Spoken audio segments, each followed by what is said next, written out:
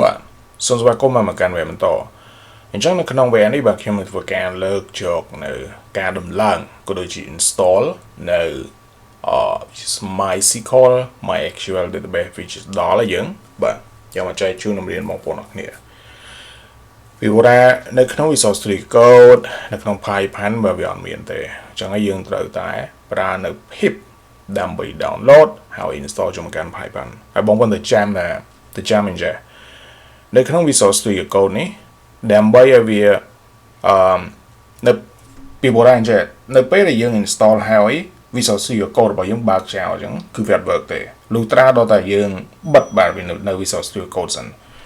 អ្វីយើងត្រូវធ្វើបងប្អូនគ្នាបើយើងបិទនៅ Visual Studio យើងបិទបាទនៅ Visual Studio Code ចេះបាទបិទអញ្ចឹង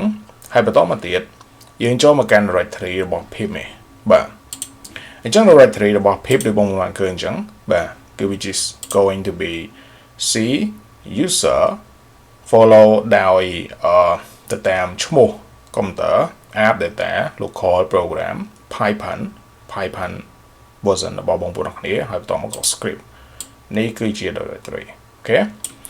ហើយបន្តមកទៀតបាទនៅក្នុង directory ដែលជា script folder នេះបាទអ្វីដែលបងប្អូនត្រូវធ្វើកន្លែងនេះបាទគឺ which is going to be ចុច shift ដាក់លើ keyboard ចុចឲ្យជាប់ right click ហើយយកពាក្យថា open command window here ឥឡូវវា pop នៅ CMD ឡើងមកហើយ design ដែលខ្ញុំបាន install បាទនៅ which is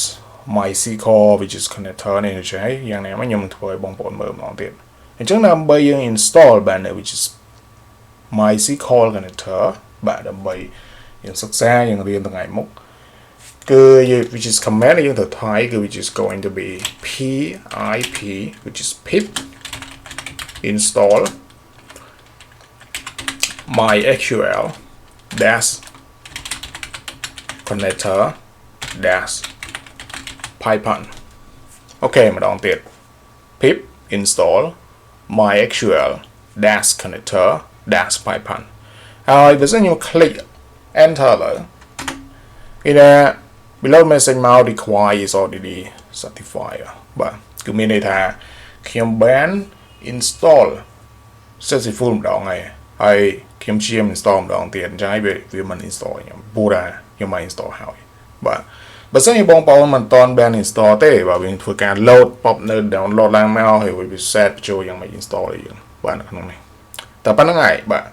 អញ្ចឹងនៅក្នុងវគ្គនេះបាទគឺគ្រាន់តែចង់លើកពីបញ្ហាដែលជាយើងដំឡើងនៅ Mysql វាដែលយើងចាប់ដើមរៀនមកចាប់ពីវគ្គក្រោយទៅដូច្នេះហើយគឺនៅក្នុងវគ្គនេះគឺតែប៉ុណ្្នឹងទេហើយម្ដងទៀតបាទបើសិនជាជើងនេះបើសិនយើងចូលទៅក្នុង Visual Studio Code លើហើយនៅពេលដែលយើងវាយឥឡូវគឺច្បាស់ណាស់គឺវាប្រកាសជា load ឡើងយើងដោយ just import MySQL.connector ឃើញវា load ឲ្យយើងអូខេ perfect អញ្ចឹងយើងអាចយកខ្លះហ្នឹងយកទៅប្រើឲ្យបានធ្វើឲ្យបានអញ្ចឹងនៅក្នុងវគ្គនេះគឺតែប៉ុណ្្នឹងឲ្យចាប់ពីវគ្គក្រោយទៅបាទយើងនឹងចាប់ចូលទៅក្នុងការសិក្សាអំពី database